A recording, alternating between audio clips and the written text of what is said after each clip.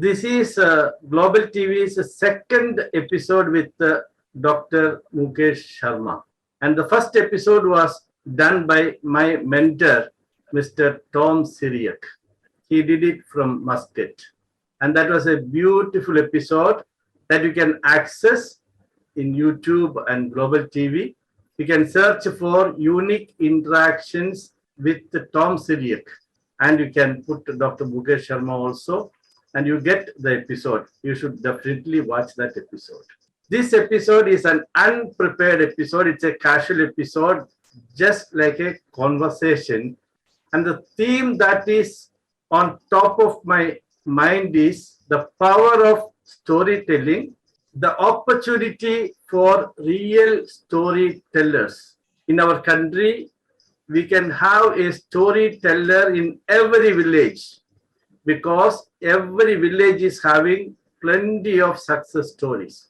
And instead of we going through artificial stories, we can have real stories that will inspire us the way great things evolved.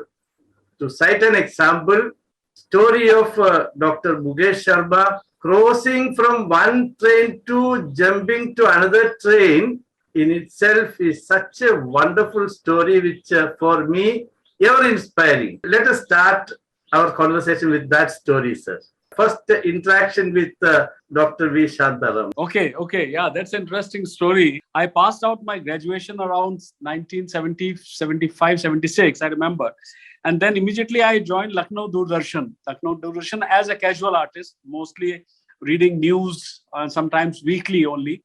Shah Commission's report were at that time were there on the air, because the commission was set up and after Mrs. Gandhi's emergency things and all. So I used to read that also once a week.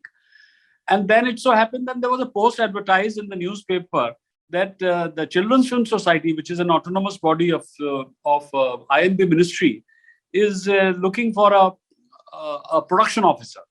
Now, I thought this production officer was akin or similar to the producer of television, which means something creative. But then there was three important factors which were required as per the qualification. Number one, graduation, which of course I was. Second was a Pune Films diploma, if I had, which I had no diploma. And number third is age was 25 to 45 years, and I was hardly 23 or 24 years. But I decided to send my application, and I wrote it in my own way. And I said, look, I am a graduate, fine. And also instead of FTII, I have got a little diploma of 6 months here in Lucknow, because I come from Lucknow where I have done it. And so that is there. And I have made some documentaries. And also I said, as far as age is concerned, which I wrote, I said at that time, Sanjay Gandhi was in the news for all the wrong reasons. So I said, when Sanjay Gandhi can bring down the Turkoman gate at the age of 23, I think you can call me for an interview, sir. And that's how I just sent that letter, knowing fully well they're going to tear it and throw it in the basket. But as luck would have it, sir, maybe the letter got the attention of Dr. V. Shantaram. And then, to cut the long story short, I was invited. Now, I was supposed to go to Mumbai for the interview.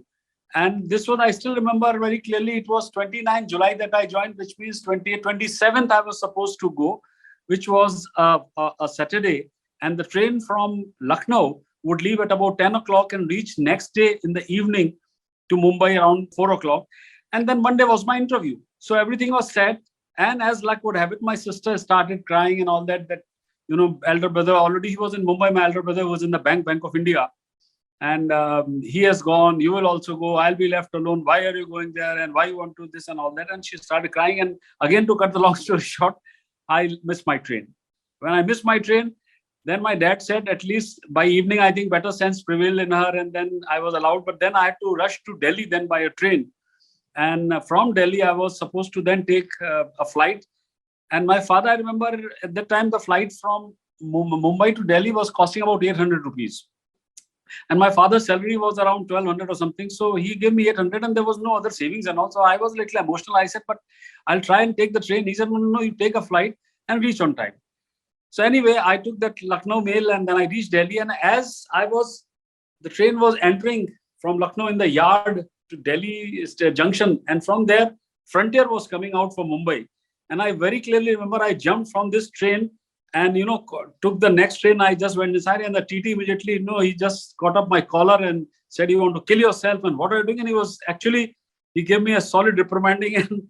And I said, "Look, yes, I know. I just want to save my father's money. I don't want to." He said, "Want to kill yourself?" I said, "Yeah, I know I made a mistake. Sorry for it, but I need to reach.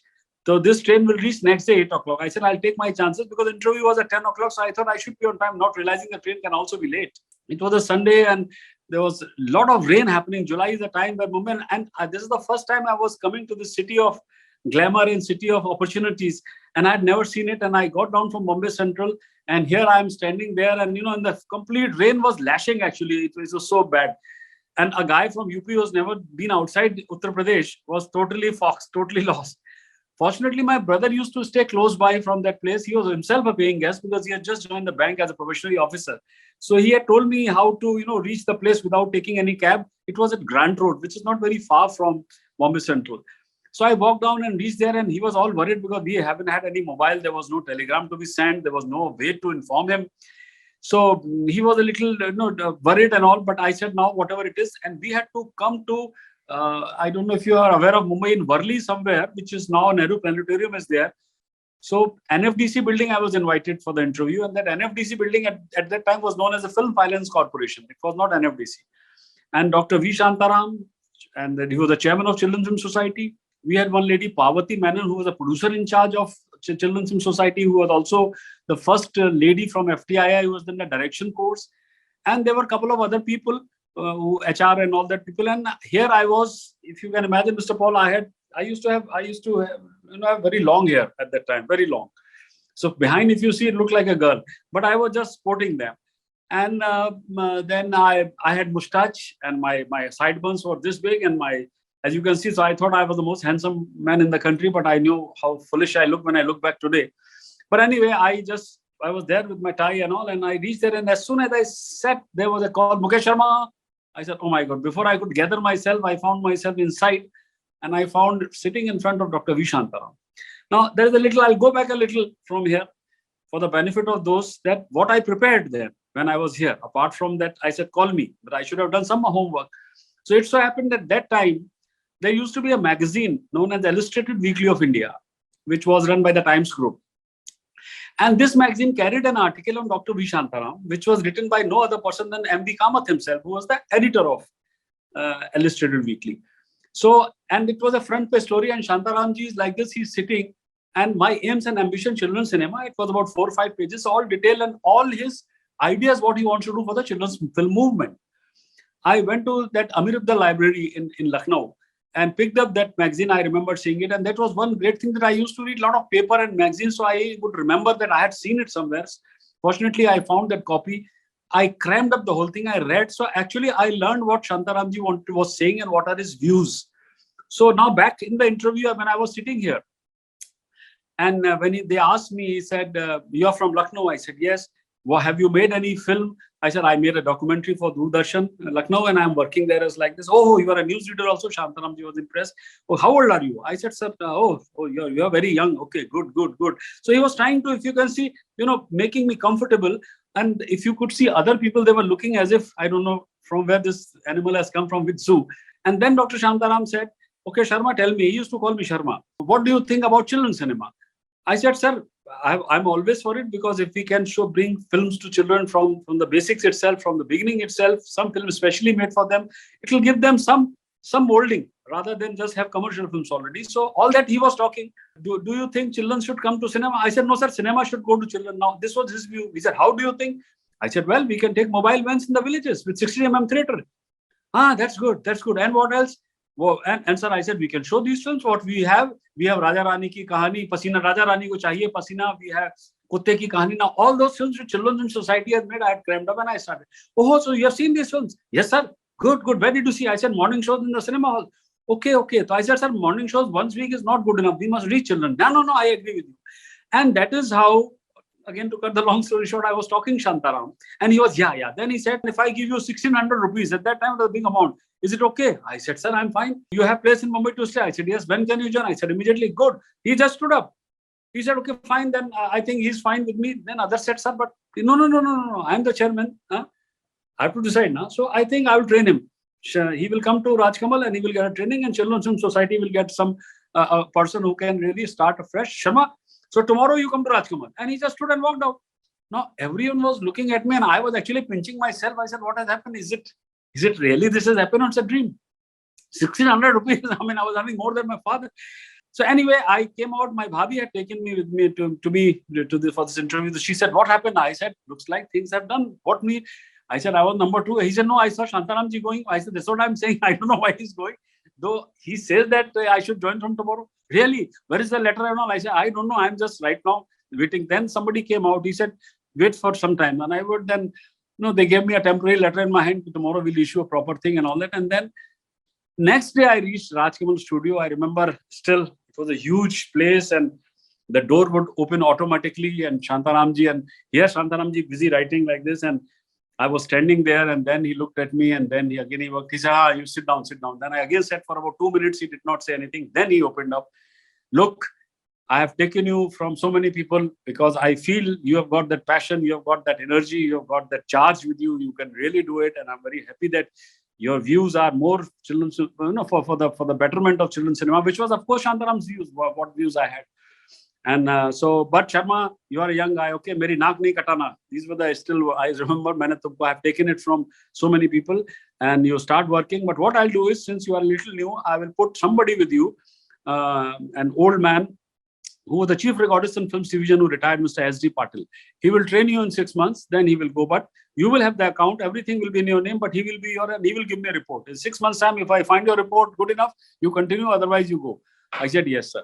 And that's how I continue to, I started my career, and I don't think it was looking back. The only thing which I still look at, the fate, that the weekly, illustrated weekly, which was at that time edited by NV Kamath, who knew that NV Kamath will become my father figure after 20-50 years when he became the chairperson of Prasar Bharati. And I was, more like his son. And that's another story. That story you can watch in the previous episode which we have done. And it is so amazing, sir. Yeah. Throughout your story, you maintained yourself being handsome, sir. that is one wonderful thing. Your smile remains so pure, and you have proved in Doordarshan that Doordarshan can run profitably. Yes. Yes, sir. And in your capacity as additional director general, and in your capacity in film division as director general, and everywhere you put a real mark, and you worked to the heart, and that is why you are so happy and contented and satisfied today. And the mission that you have taken today, telling stories, that is something which is amazing and something which is creating bubbles in my mind, sir. That is something. There is a principle called appreciative inquiry, sir. Okay. Appreciative inquiry is a principle which is originated in National Training Laboratory, America, NTL Institute. Okay. NTL Institute. And there, one researcher called David Cooper Ryder, he went to study about one institution, one hospital. And he went, asked, I came to help you out, doing a research and helping you to improve yourself. So that hospital authorities, when he approached, told, there's nothing to improve here. We are doing very good. So your service is not required. So they sent him back.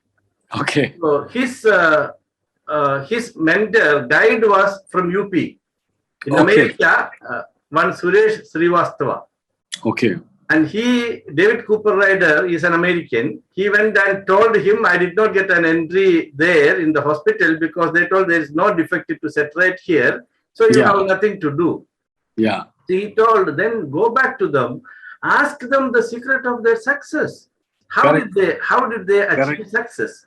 Correct. And he went back and asked them that question. Then they started to speak out. Everything started to change. From there, this philosophy of appreciative inquiry, this is AI. Now we have new AI called artificial intelligence. Correct. But the real AI is appreciative inquiry, sir. Okay. That the moment you ask the success story, Yes. People will realize something amazing.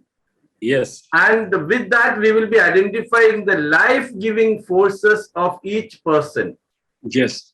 And when we identify the life-giving force of each person in the organization, when it is put together and Yeah. implemented in the future activities, it will create turnaround success for any institution. This Very is the nice. philosophy of appreciative inquiry.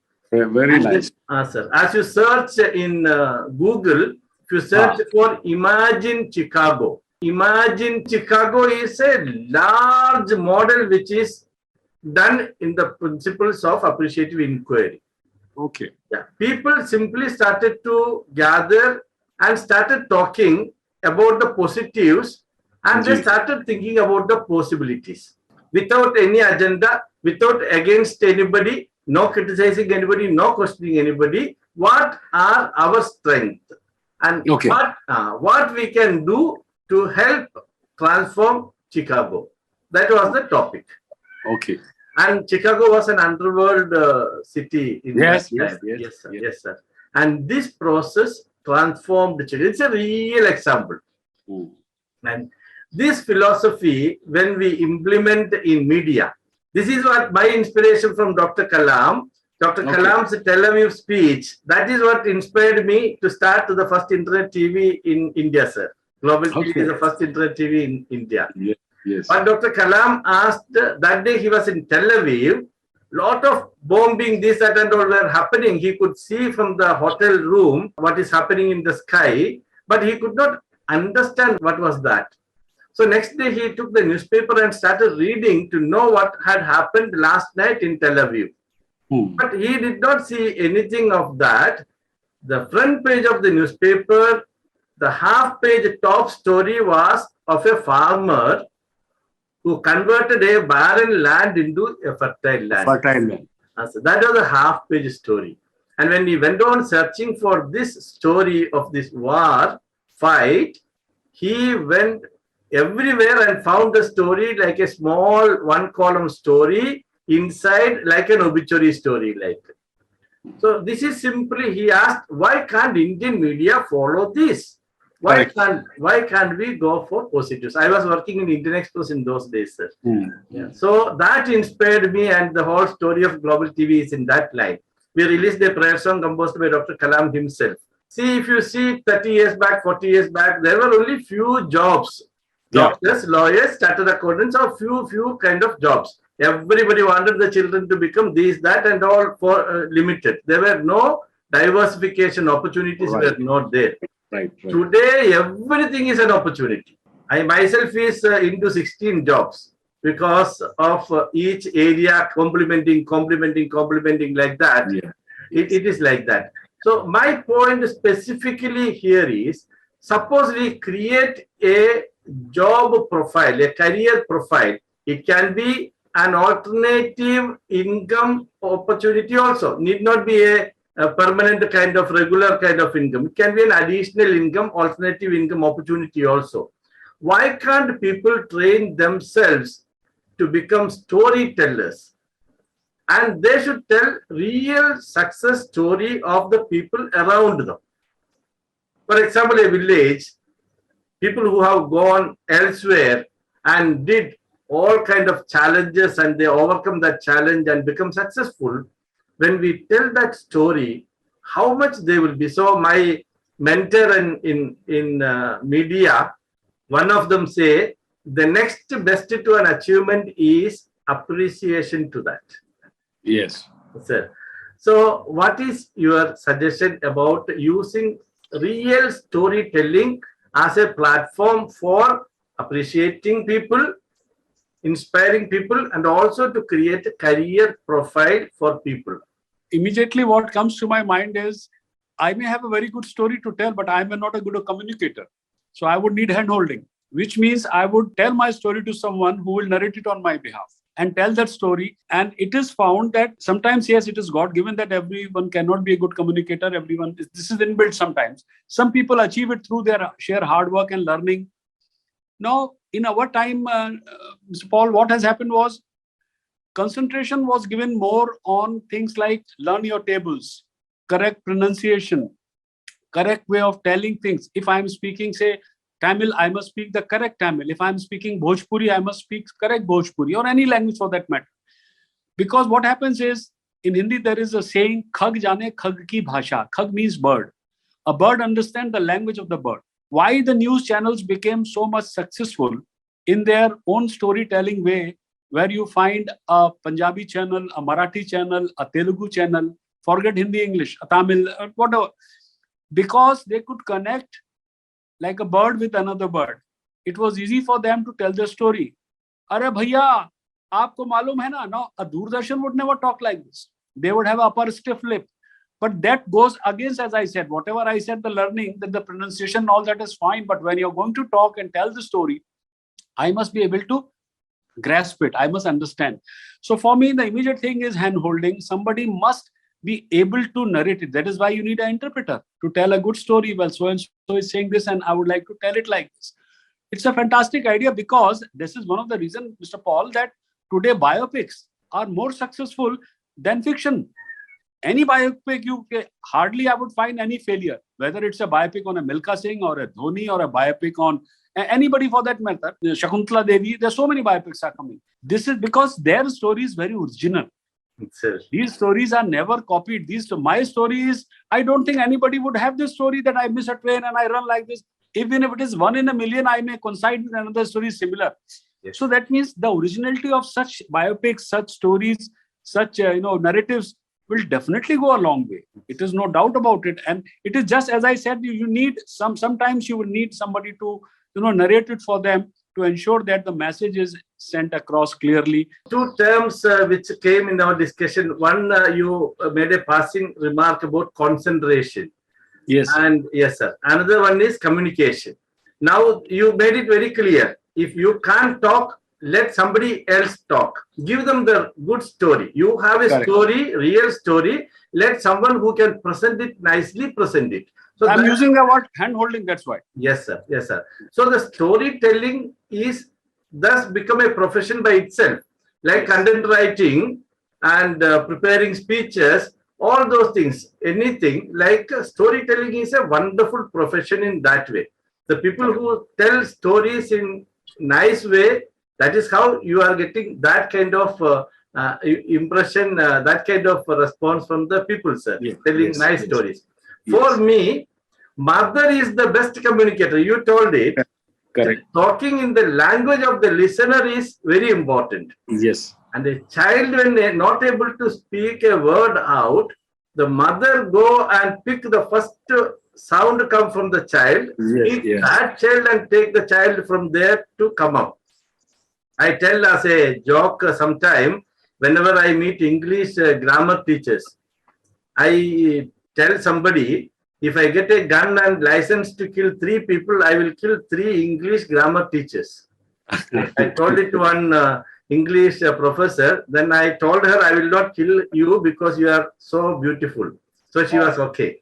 But it is reality, sir. The teachers, they control the students. The moment they start talking, they stop them. They stop them. They cut the flow. They cut the originality. The moment we take the approach of a mother, if the teacher takes the approach of a mother, everything transforms. Yes. Yes, sir. Yeah, so that's why the trainers also need training. Now, both the places, I think, in our country, we are not, doing too much on those areas. For example, in our times, the mother was a homemaker. A mother would give us enough time to ensure that till we fly out of that nest. Father was, of course, the breadwinner. But today, both being mother and father earning, there is hardly any time for mother to talk, tutor, or say anything, except that they will give the best of the gadgets, because both of them can, dispense with money. They can give anything. But what the child is looking at is some time from the parents, that the time they don't have. Now, in teachers also, everyone today, because of this more earning and getting everything in our hand from all this A to Z, all electronics, A to Z, all fly, everything. So we were contented once upon a time with our little things. We had no problem, all this, what we are going through. And somebody has to tell these kids, the millenniums, the people who are, the younger lot, especially people who were born after the 2000. Now, nobody is giving time to them, let me tell you. And that is where sometimes storytelling, sometimes narrative, sometimes talking to them directly may help. But as I said, there is so much of information, Mr. Paul, so much of information today is there that the poor child also is unable to fathom as to what should I keep and what should I throw. Yes, sir. But all said and done, we cannot erase what is happening. We can only try and make another line against this line and see that it can become bigger, or at least there is another line so that we can say that, look at this line also. Maybe you might like it or something like that. That's what I'm trying to do in my own little way. Identify a good quality in a child and point it out that child. Instantly, the child started to grow towards that positive quality. Instead of finding fault with them and correcting the mistakes, suppose we identify the good qualities in children and allow that to grow, particularly the communication skill, or their honesty. Suppose we appreciate, automatically they will grow. Here we go with the correction mechanism, and the biggest challenge is our teachers are running in front of the students. Sir. Teachers are slow runners. Yes. I want to narrate a small story here, sir. These two students started talking to me and I found very interesting. Then I told them there is a 3-device interface possible in communication today. You can connect your mobile with the laptop. That means you can use 2 cameras in your Zoom interaction. In TV, if you want to use 2 cameras, you need a mixer unit. Otherwise, you cannot connect in a live program. If you want more than 1 camera, you need a mixer unit. This is an application which is of recent origin, maybe not very long, which allow you to connect one mobile also with your laptop. So one webcam and another camera. That means you can interface, change the camera means, then you get continuity. Otherwise, when you turn the camera and all, it will be a kind of you will not get good videos. This one you can set to the next scene and then change the camera, then the other person can talk. So nicely you can coordinate. And that again, the laptop you can connect it to the LCD or a projector, so that the bigger screen it can be. So I told 2 auditoriums can be connected in Zoom platform so that more people can, not that everybody talking, but we can have a larger audience, campus to campus interaction, all those things are possible. Do it here and show me, I told. So these students told, sir, give us 20 minutes, we will do it. See the enthusiasm. Give us 20 minutes. I told yes. And 20 minutes, they did not come. After another 10 minutes, they came running. Told, sir, we did not get a classroom to do this experiment. Now only we got a classroom to do it. Now we need another 20 minutes because we got a laptop and projector and everything we got just now. Give us 20 more minutes. I told, okay. And then they went back. And after 20 minutes, I am not seeing them. 30 minutes also, they are not coming back. Then I went searching. I spotted them in the 5th floor of the institution. 2 students are standing in the classroom. 2 teachers are there. One lady teacher on ground and another teacher on the table. And a projector is there which is mounted to the roof wall. And he is connecting his mobile phone with a USB cable to that projector, and he is looking at the screen to see what is there in the mobile there. There is no interface that way you can connect a mobile with the projector. Rather, you can connect Wi-Fi, and now Wi-Fi you can connect the projector, you can work on it. That is not the purpose which I was told. So I went there. I really got angry. I told that teacher, please come down. I told him, please come down. Then the way I told, he stepped down there. I told, please move away, I told. You allow these children to do it. If you keep on doing, when the children will learn to do it, how they will progress. So I don't want you to do anything. You just, if they ask some guidance, you guide them. If they wanted to understand certain things, you help them. But allow them to do. Let them be the front runners, I told. And the children felt so happy. They could not do it immediately. But after 14, 15 days, that child sent me a WhatsApp message saying, "We achieved it, sir. And thank you very much." And he did something beyond what I told. Okay. He created took a toy car which is moving, and he is connected the mobile with that toy car, and he created mobility for the video. Okay. So he can remote control, and it can go more area it can cover and all those things. Very nice. Very nice. So when we allow our children to Correct. run in front, and if we become back support wall, then our children can do great, sir. Yes. Yes. What I want to do with you is, we will now you have, I think, more than 200 stories you have already covered in the channel, sir. Yes. So wonderful. And you make small stories. Yes. Very quick you are narrating, so you are very time sensitive. Yeah. I want the children to tell, or even elders also, to tell the stories, perfect success stories. Let it take 30 minutes or 40 minutes. It's okay. But let a real story be told, so that someone will be presented the way they should be presented. It is like giving an award to them.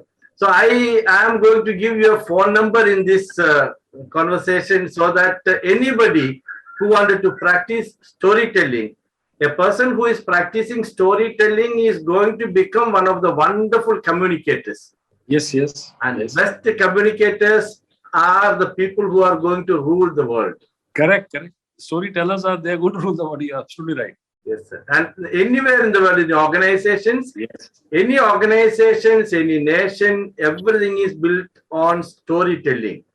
If there is no stories, there is no nation. If there is no story, there is no achievement. Nothing is there. And people are connected through stories. Apart from your own experience, which gives you, some content to make your story, it is, as I said, also very important how to narrate that story, how to communicate the story, for which you will need tools, you will need words, you will need, expressions, for which you will have to read, whether you are reading a book or reading newspaper or reading anything, because unless you have new words to use them in your narrative. Like Hindi, there is a word, I think it's in every language, what we call the metaphors, alankar.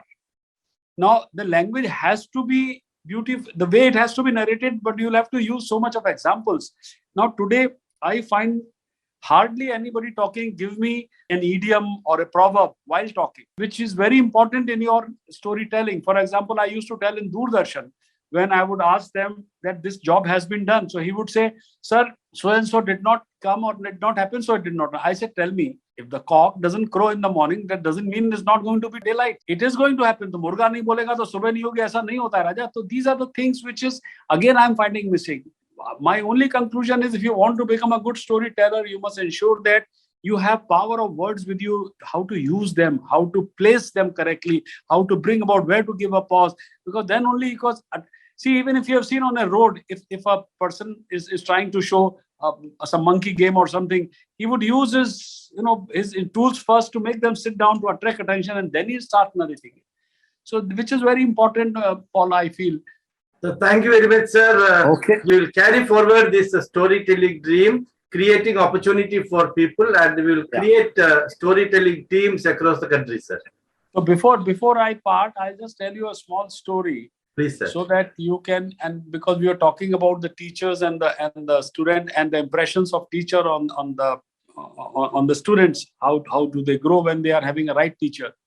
So this story, I think a lot of people may know, but this story is about an old man who was sitting near a seaside on a bench, and suddenly a young man came to him and said, "Hi, you are Professor so-and-so." The old man looked at him and said, "Yes, I am." He said, "You recognize me?" He said, "No, I'm your student, sir." "Yeah, I had a lot of students. And you?" "Sir, I was in that school, the primary school you used to teach, and that was the place I remember."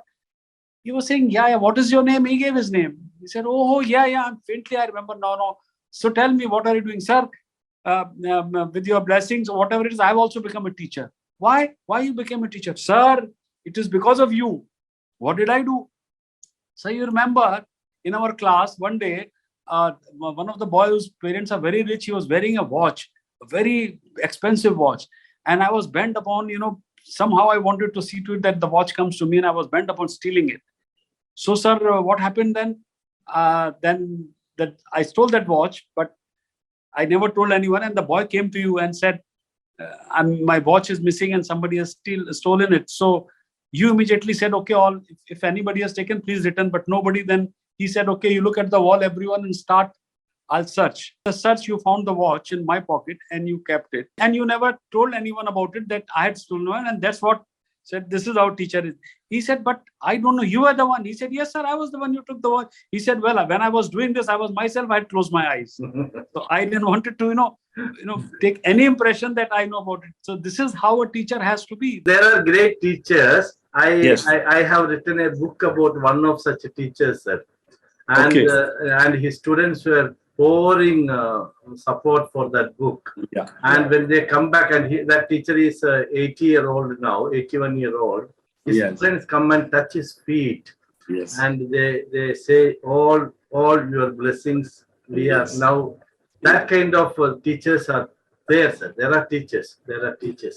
And our hope is on teachers today. Yes. At the freedom time, our hope was on lawyers. If you see the freedom struggle, today our hope is on our teachers, particularly primary teachers. And thank you very much, sir. Okay. And we will have more episodes, sir. Okay. Thank you. Thank you, sir. Thank you.